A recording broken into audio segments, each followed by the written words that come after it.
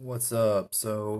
I'm gonna make this video. It's about gear reductions. I get approximately 100 questions a week. That's exaggeration. 50 a week, asking me what gear reduction should I run, and I usually try to answer them, but I've answered them so many times, I'm just getting really tired of answering that. So come up with more interesting questions, guys. Um, so the main bikes that everyone runs now are the Honda 500s and 420s. The same gear reduction fits every 420 and 500 except for the automatic double clutch models and the old 500 Rubicon, which was a completely different motor, 5 valve, 4 valve head, and all that stuff. But if you have a foot shift or electric shift, ES or FS, the TRX 500 FM is foot shift, TRX 500 FE is electric shift, F for four wheel drive, E for electric, F for four wheel drive, M for manual, right? So if you have one of those bikes, the same gear reductions fit all of those. There's a 15, 27.5, 35, 53, and 69 primary. And in the rear, there is a 15% for 420s and old air-cooled 500s. And there is that since those same gears result in a 12.5, 13% in the new fuel injected 500s. It's 15% in all 420s. That same secondary reduction also fits in the back of a 420 IRS, and it's like a 40% reduction because they have a higher gear ratio back there. By secondary and primary, primary means in the front of the motor, the primary reduction involving the primary gear and the clutch basket gear. Secondary reduction is in the back of the motor, utilizing the gears that go out to the final shaft. Which one is better? Obviously, secondary is better because it's after the disc clutch. The other one's between the disc and the centrifugal.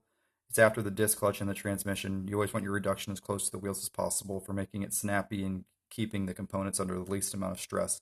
However, it only comes in one size and it's pretty small. So if you want bigger than that, you got to go primary. Primary is fine. I prefer secondary a little bit. You see most of my builds, I do a secondary and a primary. That's just me. It's more expensive, but hey, works better.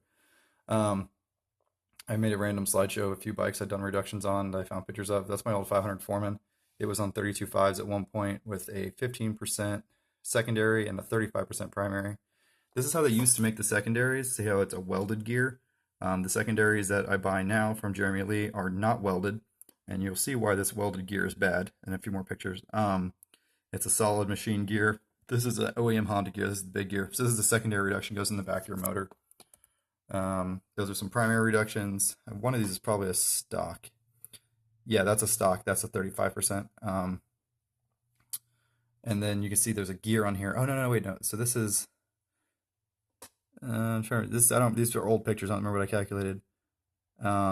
These are probably three-wheeler ones. See, there's gear on the back of the basket, so it's either a three-wheeler 350D. There's my 500. I was doing a reduction on it. There's my 350D on 32s. Tractor tires at 69%. I think it's pretty bad. When I first got my Rubicon. Oh yeah, there she is on 31s, brand new, bone stock, just threw on 31s and beadlocks. That's why you don't use the welded gear secondaries. That'll happen. Yeah, that happened to me with a few of them. There's another bike I did a reduction on. So moral of the story is I've done a lot of gear reductions. I've had some fail. I know a lot about them. I actually have two 35% primaries in stock right now and a 12.5/15% secondary in stock, depending on the bike. I'm not looking to sell them, but if anyone wants them installed, I will install them for a fee. Let me plug this baby in. I bought one 35 for a project I had that I'm going a different route with. And the other 35 was for a buddy who wanted a 35, but instead went with a 15 because he wanted top speed because he's a pansy. He knows who he is.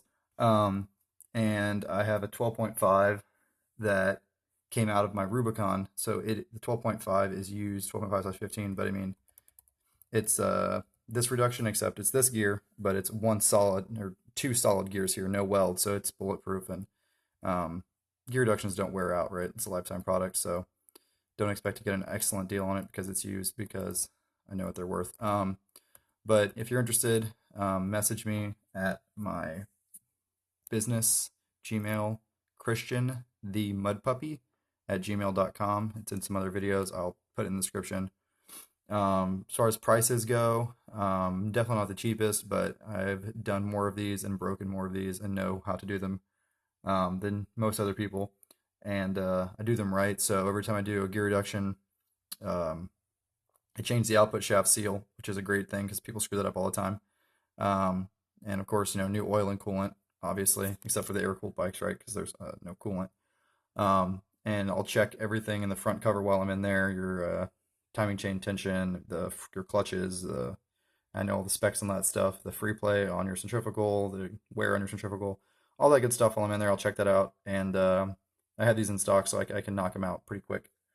That's the big problem with gear reductions. A lot of times is the weight. A couple of the guys that build them now are getting them out pretty quick, but it's still usually a pretty good weight. And I've got these in stock in my garage. So if you're interested, and if you're in the South Carolina area, um, I'll be here for 3 or 4 more weeks if you want a gear reduction. And people always ask, what's the right size tire, right? So, in my opinion, on a Rubicon or a new 500 Foreman, they're geared a little bit lower than the old 500s, and they're geared a good bit lower than the 420s. Um, in my opinion, a 35% is good for up to a 32.5 inch Outlaw or a 32 back. It's perfect for 31 skinny wide. It's perfect for, I mean, I ran 32.5 Mambas on them, which are 70-pound tires with 35%, no problem. And I ride a lot of different conditions. If you're in really, really thick, like blackjack, might be a different story, but it works fine for me. Most people recommend a 35 for 31 skinnies. You can do it and it's fine. It's the same ratio as 31 skinny wide, right? Because it's the same height. For 31 skinnies, I prefer a 27.5. People say that's not low enough, but I like to have my bikes geared where I have a lot of wheel speed in first gear and it only bogs a little bit in real thick mud. But a lot of people like it geared like a tractor. So that's just personal preference. But so the 35% will be good for all that on a Rubicon, and the 12.5% in a Rubicon, that's good for running like a 30 Zilla, a 30 Mamba Light, 30 Silverback X Light.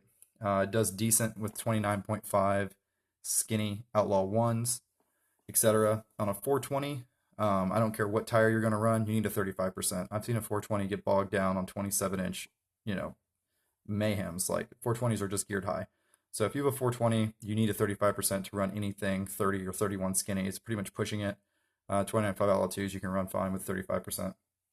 And if you have a 420 IRS, that secondary reduction that I have, which doesn't look exactly like this, right? It's not the welded one; it's a solid gear one, but that's a good size reduction in the 420 IRS, and it's a 15% in regular 420. A 15% in a regular 420 will let you run 28s pretty reliably. I know people that run 30s, 30 Zillas or 30 Mudzillas with a 15%. It does okay. It really depends on what kind of riding conditions you have.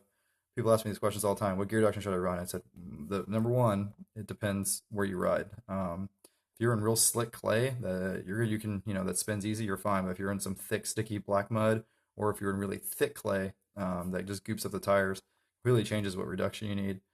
And honestly, there's some mud you just should not be able to spin your tires in.